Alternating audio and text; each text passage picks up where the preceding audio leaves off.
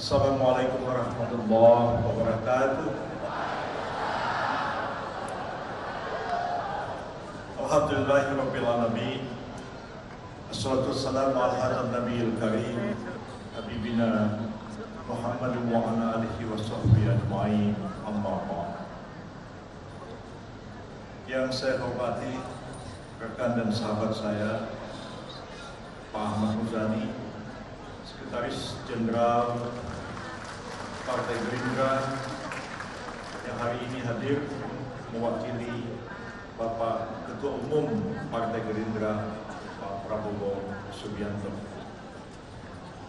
Yang saya hormati seluruh jajaran DPP Partai Gerindra, DPD Partai Gerindra, dan seluruh anggota Partai Gerindra yang pada siang hari ini hadir bersama-sama kita di stadion ini untuk mendeklarasikan calon Presiden Republik Indonesia yang kita usung bersama dalam Koalisi Indonesia Maju, Pak Prabowo Subianto. Yang saya hormati rekan-rekan anggota Koalisi Indonesia Maju, rekan-rekan dari DPD Partai Golkar, DPD Partai Gerindra tadi, pengurus Dewan Pimpinan Wilayah Partai Amanat Nasional,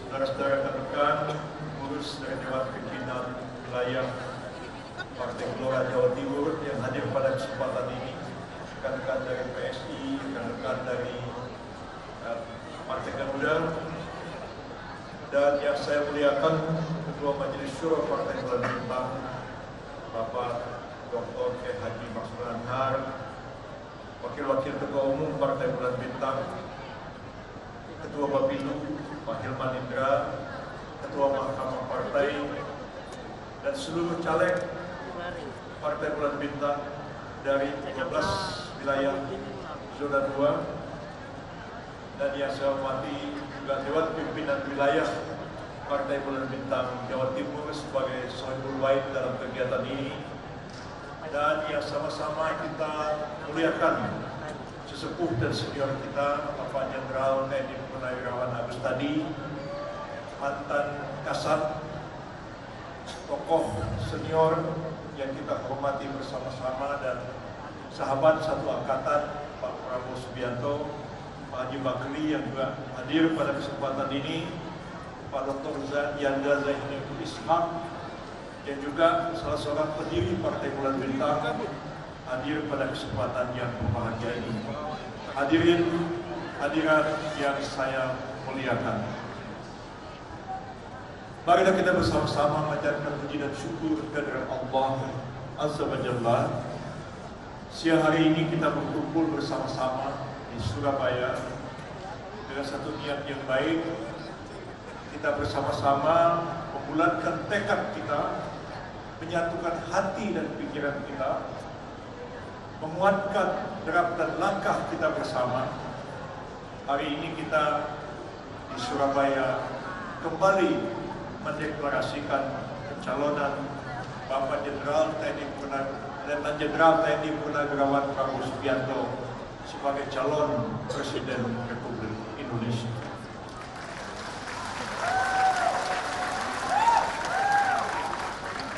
Partai Bulan Bintang telah melakukan musyawarah dan telah mengambil sebuah keputusan, dan keputusan itu bukan keputusan saya sendiri, bukan keputusan Pak Sekjen, bukan keputusan siapa-siapa, tapi adalah keputusan dari Dewan Pimpinan Pusat Partai Bulan Bintang yang dalam satu rapat memutuskan untuk mencalonkan Bapak Letnan Jenderal TNI Purnawirawan Prabowo Subianto sebagai calon Presiden Republik Indonesia. PBB kali ini mengambil langkah sejak awal, memutuskan siapa bakal calon presiden yang akan didukungi. Ada sejumlah nama yang beredar di tengah-tengah masyarakat, bakal calon presiden. Ada hasil-hasil lembaga survei yang diumumkan. Ada pendapat, opini yang berkembang mengenai para bakal calon ini. Tapi PBB setelah merenungkan dengan mendalam, berpikir dan bermunajat kepada Allah SWT, akhirnya menjatuhkan pilihan. Kali ini kita harus mendukung Pak Prabowo sebagai calon presiden Republik Indonesia. Mengapa kita memutuskan mencalonkan beliau? Tentu banyak pertimbangannya. Pertimbangan utama kita adalah Republik Indonesia ini adalah sebuah negara besar. Luas wilayahnya hampir sama dengan daratan Eropa. Kalau kita naik pesawat terbang dari Aceh ke Papua, itu sama jaraknya dari Jakarta ke Saudi Arabia. Dari Jakarta kita naik pesawat ke Papua, hampir sama jaraknya dengan dari Jakarta ke Tokyo, ke Jepang. Ini negara besar, ribuan pulau-pulau, hampir 300 juta penduduknya, kekayaan alam yang luar biasa, potensi ekonominya luar biasa. Kita adalah negara pertama yang memproklamirkan kemerdekaan setelah berakhirnya Perang Dunia Kedua pada tahun 1945. Pertanyaannya, haruskah negara sebesar ini, negara sekaya ini, negara dengan potensi sebesar ini dipimpin oleh seorang presiden yang lemah?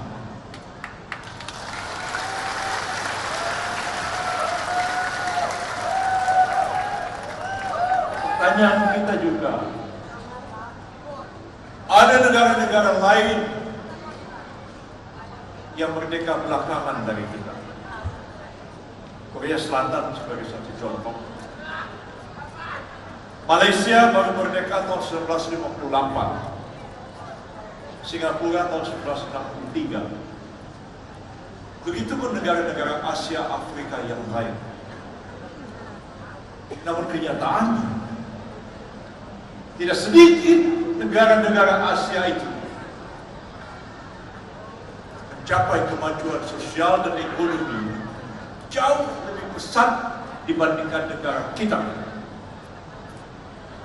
Ambil contoh Malaysia. Hampir sama kita dengan Malaysia. Etnik Melayu Asia Tenggara. Bahasanya sama, agamanya lebih kurang sama, mayoritas Muslim, adat istiadatnya lebih kurang sama. Kita merdeka tahun 45, Malaysia merdeka tahun 58. Dulu orang Malaysia belajar kepada kita. Kita kirim guru ke Malaysia, kita kirim dosen ke Malaysia, kita kirim ustadz ke Malaysia, kita kirim dokter ke Malaysia, kita kirim insinyur ke Malaysia. Malaysia mengundang mereka untuk membangun negara itu.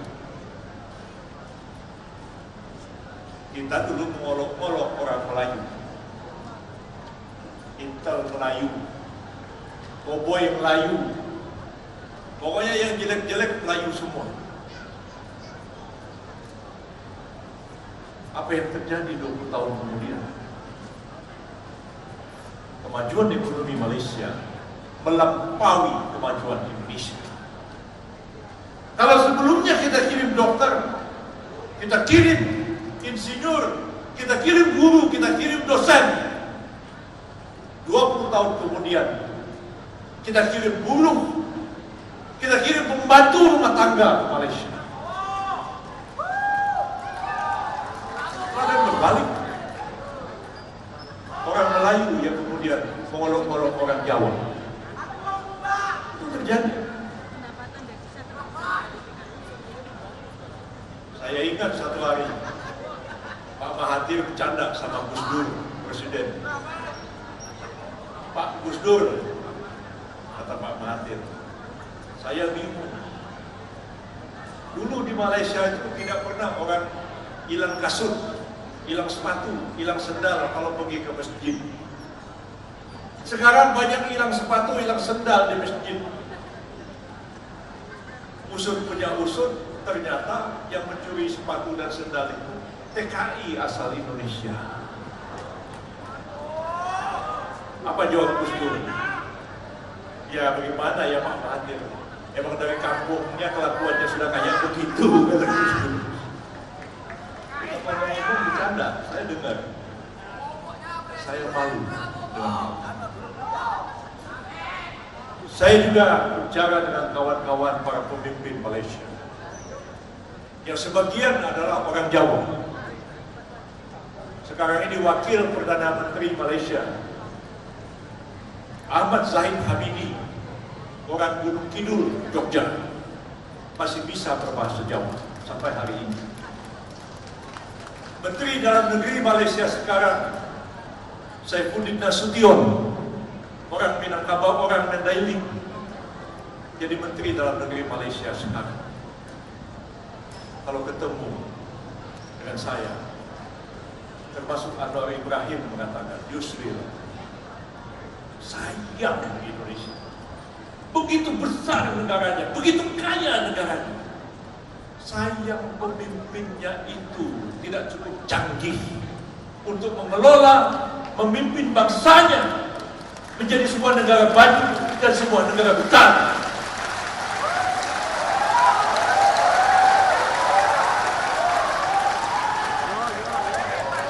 Sekarang ini zaman demokrasi yang sulit untuk dipahami berdasarkan ilmu-ilmu politik yang lama. Saya sekolah bantuan belajar hukum. Pernah saya menulis doktor dalam ilmu politik dan menulis doktor dalam bidang filsafat di luar bidang ilmu hukum yang saya dalami. Banyak teori-teori ilmu politik yang sulit untuk menjelaskan perkembangan politik, dinamika politik, dan demokrasi yang berkembang sekarang ini. Sekarang era teknologi informasi, era digital, era teknologi informasi, era media sosial, yang opini orang itu dapat dibolak-balik begitu mudahnya. Dulu saya belajar ilmu propaganda politik, baca buku-buku Adolf Hitler. Bagaimana membangun politik, membolak-balikkan pikiran orang. Saya bisa membayangkan kalau Hitler hidup di zaman sekarang dengan teknologi informasi yang ada ini, dengan medsos yang ada sekarang ini, tak apa jadinya dunia ini. Sekarang orang tidak baca koran lagi, ya kan? Barangkali itu sebabnya Pak Dahlan Iskan kemudian lepaskan Jawa Pos, karena Pak Dahlan paham di era digital koran cetak sudah tidak laku lagi. Bahkan TV pun sudah tidak begitu ditonton orang sekarang. Semua berubah. Politik orang tidak lagi membangun karir dari bawah. Ya. Siapa populer, siapa terkenal, dengan mudahnya meraih kekuasaan politik. Saya ambil contoh pemilu Filipina yang lalu. Ada seorang sahabat saya, seorang bintang film Filipina, namanya Robin Padilla, beragama Islam, aktor paling terkenal di Filipina. Satu lagi ada orang Filipina tinggal di Los Angeles, Amerika Serikat. Baru 2 bulan menjelang pemilu dia balik ke Filipina. Dia hanya main medsos dari California. Robin Padilla tidak turun ke lapangan, tidak pernah kampanye. hanya medsos dan dia berikan film. Yang terjadi adalah Robin Padilla terpilih sebagai senator Filipina dengan jumlah suara terbanyak. Orang Filipina yang tinggal di Los Angeles tadi dapat suara nomor 2. Saya lihat Robin Padilla pidato di Istana Malacanang. Dimulai dengan kata-kata Alhamdulillahirabbil alamin, assalatu wassalam. Setelah itu ngomong pakai bahasa Tagalog.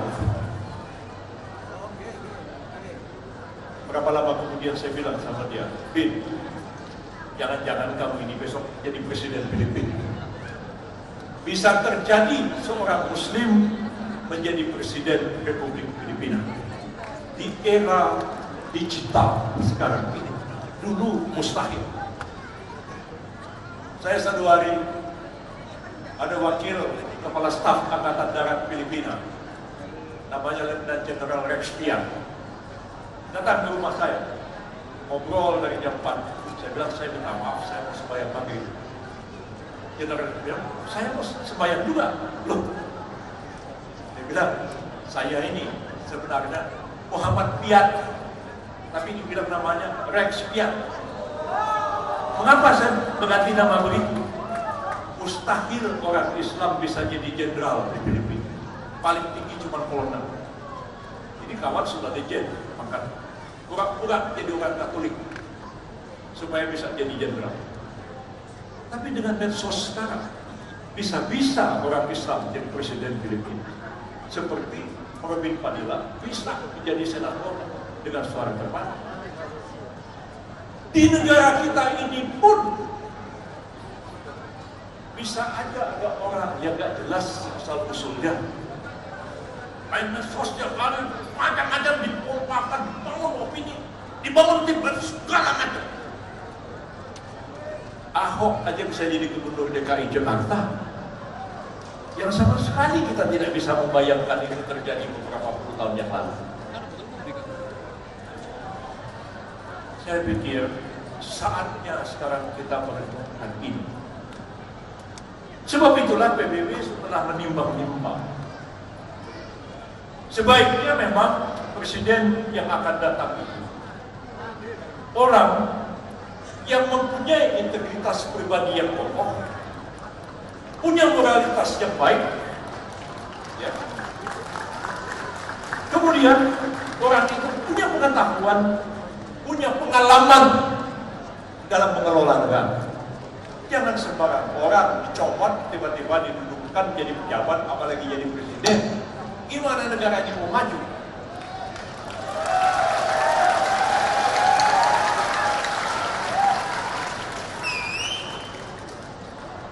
Kami 2019 masih agak ragu-ragu dengan Pak Prabowo. Bukan kami tidak menghormati dia.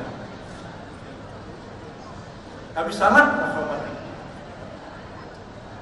Tapi tahun 2024 kami tidak ragu-ragu lagi. Sebab Pak Prabowo sudah pernah masuk kabinet dan memegang jabatan kementerian yang sangat sentral dalam struktur kabinet negara kita sebagai Menteri Pemahami. Artinya beliau tahu persoalan-persoalan dasar yang dihadapi oleh bangsa dan negara kita ini. Ilmu pertahanan itu bukan hanya ilmu perang. Ilmu pertahanan itu adalah ilmu yang integratif, memahami segala aspek kehidupan sosial, ekonomi dan politik bangsa ini, dan terintegrasi dalam ilmu pertahanan itu sendiri. Ke depan kita butuh presiden yang mengerti persoalan-persoalan fundamental bangsa kita ini. Dia mampu merumuskan persoalan-persoalan itu dan dia tahu bagaimana jalan keluar untuk memecahkan persoalan-persoalan ini. Jangan pilih orang jadi presiden terus pelangak pelongo, tak tahu apa yang harus dikerjakan. Gimana? Jangan kita hanya terpikir elektabilitas. Karena ini elektabilitas terus. Berapa persen elektabilitasnya? Berapa persen keterpilihannya? Pak Prabowo tahu, jangan pusing sama hasil-hasil survei. Ada NPWP semua. Apa itu NPWP? Nomor pokok wajib pajak. Bukan. Nomor biro wani biro.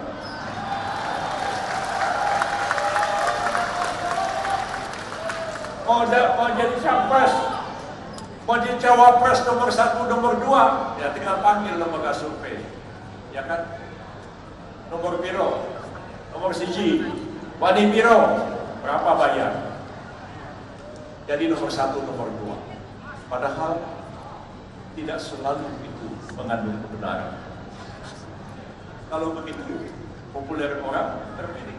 Seperti tadi, saya tidak tahu apa Robin Padilla betul-betul bisa jadi senator yang baik. Bisa orang terpilih, tapi yang kemudian harus direnungkan adalah apabila dia sudah terpilih, apa yang dapat dia perbuat untuk menyelesaikan persoalan-persoalan besar yang dihadapi oleh bangsa dan negara kita ini.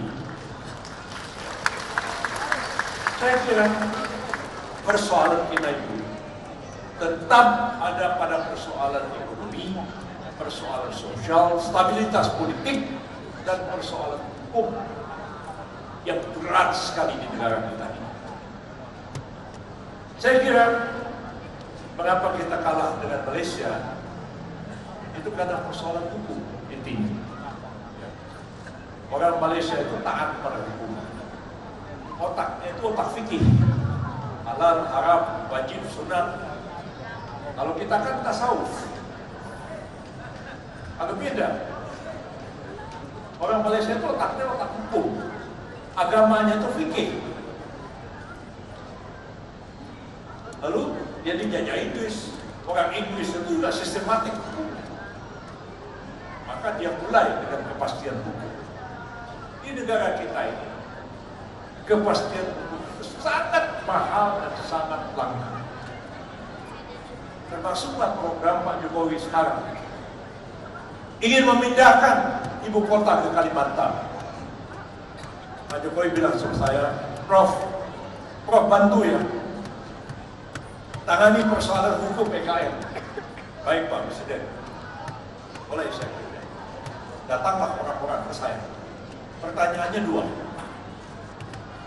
kepastian hukum dan kepastian politik.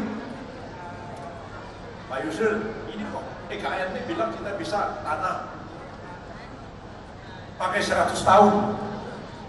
Tapi ketika datang ke BPN bilang nggak bisa. Ini nabrak undang-undang pokok agraria. Centang perenang hukum, berantakan satu dengan yang lain. Kalau tidak ada kepastian hukum, orang takut, orang nggak berani. Sekarang ini kita punya PT aja, punya perusahaan negeri sedap. Bapak bikin PT, orang datang ke notaris. Zaman saya dulu agak ketat, waktu saya jadi menteri kehakiman. Sekarang host, notaris online aja, berubah langsung. Bisa-bisa sebuah PT ya, yang cukup besar, tiba-tiba ada orang nggak urus, lalu berganti para pemegang saham. Datang ke notaris, langsung berubah di Kementerian Hukum dan HAM. Kalau ditanya, kok kita nggak pernah urus? Loh ini, kita nggak tahu. Ini kan semua online. Kalau Anda nggak puas, ke pengadilan. Begitu dua pengadilan, 5 tahun itu selesai sampai ke mahkamah. Kalau negara tidak ada kepastian hukum, orang nggak berani. Sekarang ini kita punya rumah. Misalnya saya punya rumah, warisan dari bapak saya. Bapak saya punya sertifikat rumah itu tahun 62. Sampai sekarang. Sudah berapa tahun tuh? 62, sudah 60 tahun sampai sekarang. Tiba-tiba sertifikatnya dibatalkan oleh BPN. Dengan alasan satu. Dulu waktu ngurusnya itu ada cacat administrasi. Lah, cacat administrasi siapa? Bapak saya udah meninggal. Ini saya warisi sertifikatnya, kok cacat administrasi. Kalau cacat administrasi kan bukan kita yang salah BPN. Kita mohon tanah, nih pengumumannya di sini, ini syarat-syaratnya, ini surat-suratnya, kan kita tanya. Udah lengkap apa belum Pak? Oh belum, masih kurang ini, kita lengkapi. Udah lengkap Pak? Belum, masih kurang ini, kita lengkapi. Terus BPN bilang udah lengkap, dikeluarkan sertifikat. Belakangan dibilang bisa dibatalkan karena ada cacat administrasi. Terus administrasi kan kerjaannya situ, bukan kerjaannya saya. Akhirnya sertifikat dibatalkan. Saya pernah bela perkara seperti itu di Jakarta. Tanah di Jalan Sudirman, ya, tiba-tiba dibatalkan oleh BPN. Kepalanya namanya Hendarman Supanji, mantan Jaksa Agung. Segitu aja dibatalkan. Tahu tanah itu harganya 6,7 triliun. Pengusahanya teriak, Pak itu tanah harganya 6,7 triliun. Kok gampang aja dibatalin dengan alasan ada cacat administrasi? Kalau tidak ada kepastian hukum, orang nggak bisa berusaha. Kedua, kalau tidak ada kepastian politik dan stabilitas politik, orang tidak akan berani. Dulu zaman Pak Harto, stabilitas politik dipaksakan secara militer. Ya sekarang sudah tidak zaman.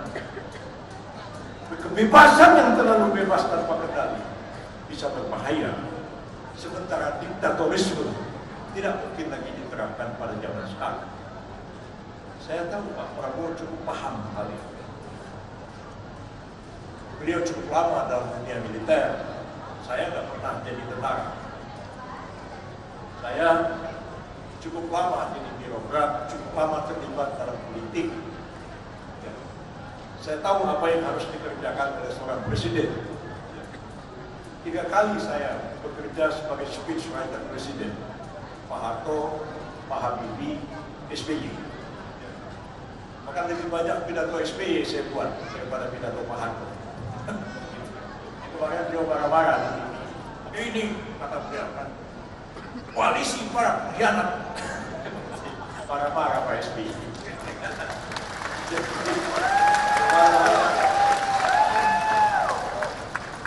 Saya kira, saya tahu apa yang harus dilakukan oleh seorang presiden.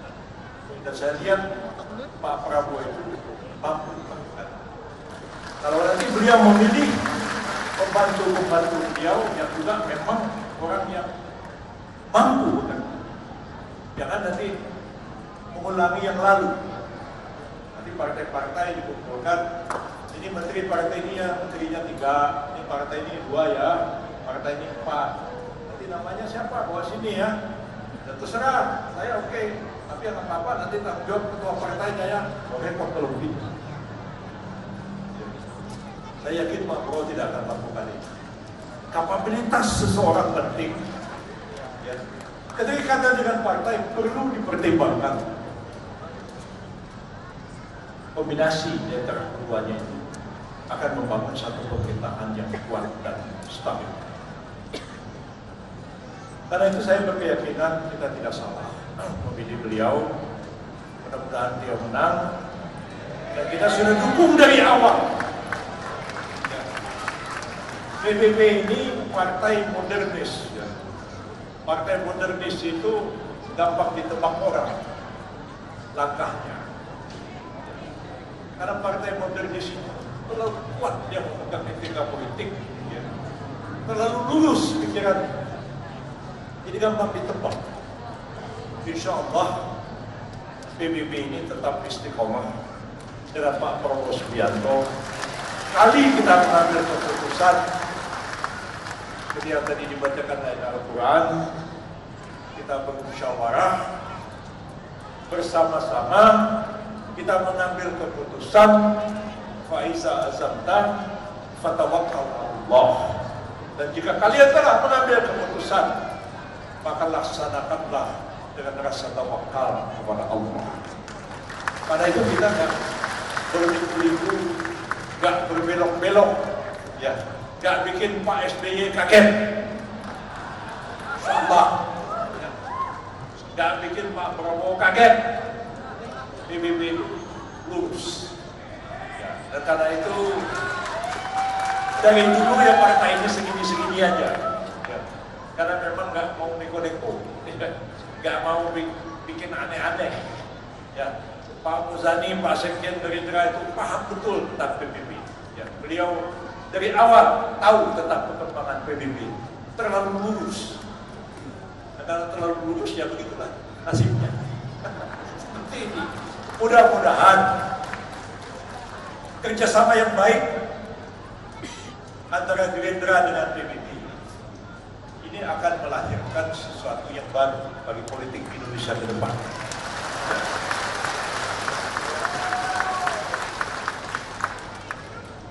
Perpaduan antara nasionalis dan Islam modern. Ini bukan barang baru sebenarnya. Ya, bukan barang baru. Mengapa saya bilang bukan barang baru? Di zaman dulu, tahun-tahun 50-an, itu terjadi kerjasama yang erat antara Masyumi dengan PSI. Bukan PSI yang sekarang. PSI, Partai Sosialis Indonesia, dipimpin oleh Sultan Syahrir. Kabinet kita merdeka di awal kemerdekaan itu umumnya kabinet Syahrir 1, 2, 3. Anggota-anggotanya orang Masyumi. Perdana Menteri Syahrir, menteri-menterinya Muhammad Nur, Syamsuddin, Natsir, Masyumi. Begitu juga ketika kabinet Masyumi, anggota-anggota kabinet banyak juga orang PSI. Saya ini anak ideologis Muhammad Natsir. Pak Prabowo itu anak ideologis dari Profesor Dr. Sumitro Djayabadi Kusuma. Ketika Pak Natsir jadi Perdana Menteri, Menteri Perekonomiannya adalah Sumitro Djayabadi Kusuma. Itu berulang itu. Ketika orang-orang tokoh-tokoh Masyumi itu memutuskan menentang kebijakan Presiden Soekarno, demokrasi terpimpin dan kabinet Juanda tahun 58, mereka menyingkir di Sumatera dan memproklamirkan PRRI. Pak Sumitro itu ikut bergabung ke Sumatera Barat. Jadi chemistry itu sudah lama. Jadi kalau saya kenal Pak Prabowo ataupun almarhum Saudara Farid Pramila Negara, salah seorang pendiri Partai Bulan Bintang, dan satu ketua Partai Bulan Bintang pada waktu itu. Begitu akrab dengan Pak Prabowo, bukan gak ada sejarah, jaraknya sudah lama. Saya kira kita merajut kembali sejarah lama ini. Melihat Indonesia masa depan yang lebih baik, barangkali dengan ini sama yang telah dimulai oleh mula-mula sekali adalah Gerindra dengan PKB. Tapi PKB-nya sudah jalan ya sekarang. Jadi tinggal ada PBB, kemudian ada Golkar dan PAN yang menyusul pada waktu itu, lalu kemudian ada Gelora, mungkin PSI. Saya kira insya Allah ini akan menjadi koalisi yang solid dan kuat. Dan kalau kita berniat baik, perhatian lurus, insya Allah koalisi ini akan menjadi sebuah koalisi yang solid. Itulah yang dapat saya sampaikan. Terima kasih banyak. Wassalamualaikum warahmatullahi wabarakatuh. Waalaikumsalam warahmatullahi wabarakatuh. Kami ucapkan terima kasih banyak.